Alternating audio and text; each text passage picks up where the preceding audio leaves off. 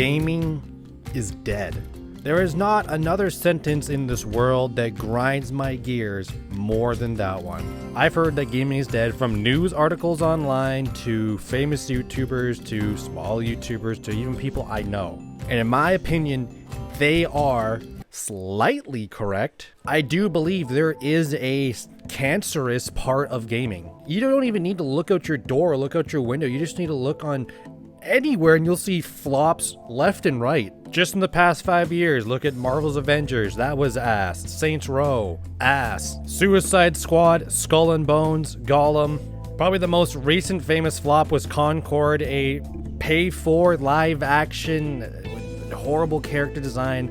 And now you have Marathon coming out this year in September, another paid-for premium price game where it's a PvP shooter. I honestly, I think this is going to be a flop again. And then you add in all the microtransactions and dirty schemes and scummy stuff that you see in gaming nowadays. Yeah, honestly, if you're really zooming in, you could say that gaming's dead. But if you zoom out, look at the big picture. If you literally just zoom out and stop hyper-focusing on all the big name titles that are dominating headlines, if you're like me, you can see gaming is far from dead. I run a YouTube channel which is almost exclusively game reviews. Over the past 4 or 5 years, I've done 150 game reviews. I still feel like I'm struggling. I'm still struggling to keep up with the releases. There are so many good single and double A games. There are indie developers. Yeah, I agree. AAA. When was the last time I played a legit AAA that was good? God of War Ragnarok? Probably. I'd have to actually look at my catalog. But just because a game isn't AAA doesn't mean you can't enjoy it like it's a 10 out of 10 game. Take Crosscode, for example, a game that released on PlayStation in the last 5 years. From a dev team so incredibly small that you can literally watch him make the game on YouTube. Crosscode, this game I picked up on a random Christmas sale a couple of years ago, just scrolling around, this looks kind of fun. Turned out to be one of the greatest games I've ever played. And I feel like the average gamer would not even give this game a chance. It would slip by them. Split Fiction, Tormented Souls, Metaphor Refantazio, Resident Evil 4 Remake, God of War Ragnarok, It Takes Two, Signalis, Persona 5 Strikers, Resident Evil 8. I think I got a little bit of juice left here.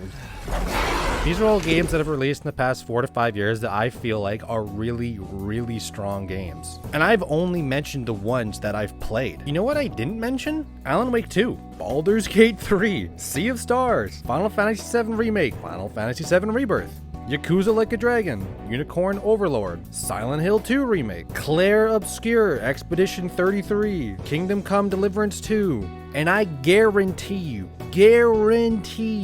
I am missing out on not just dozens, but hundreds of games that I could play and have an amazing time with. Just thinking about all the games that I've yet to experience, it just fills me with excitement. There's so much yet out there. That's why I generally don't understand when people say gaming is dead.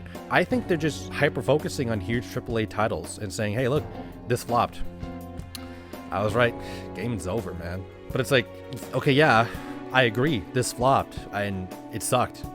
What about this? And I think there are reasons why people are hyper fixated on saying gaming is dead. Because if you're someone who genuinely believes that gaming's done, I think that take is more of a self-reflection. Think about it. The average person is just nostalgia baiting themselves, while at the same time being, honestly, dopamine tolerant. Unless you're playing Call of Duty or another live-action, high-paced shooter, games aren't giving you constant feedback. Look at any of the games on my channel that I've reviewed. Take Persona 5, for example.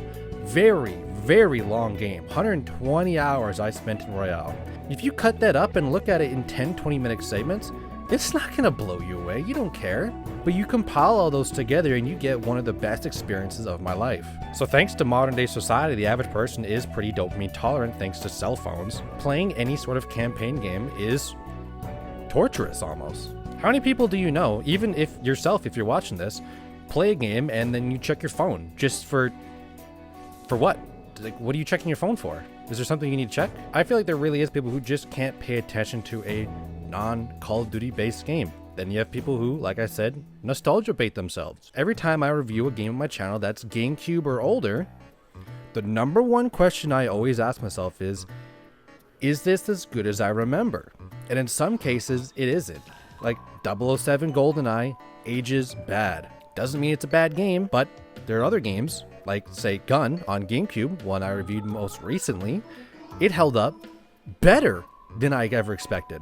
And for the people who get nostalgia baited, I feel like they can't split the difference between what they emotionally feel about a game and how good a game actually is on paper. My biggest example of this is Shadow of the Colossus. I don't like this game. I didn't like it. I didn't have a good time in it.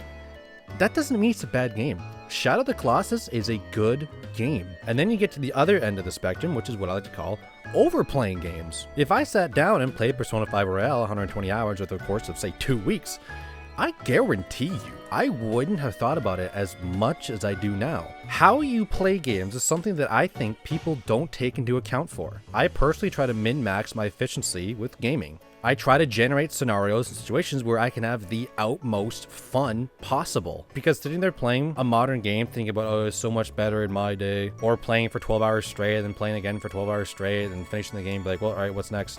Is just setting you up for failure. If you're in an echo chamber of games are failing, nostalgia games are so much better in my era, hyper fixating and hyper focusing on those headliner games will cause you to miss everything that's flying by on the side. And for someone like me who likes to quote unquote stop to smell the roses when it comes to game releases, in my opinion, gaming is not dead. It is very much alive.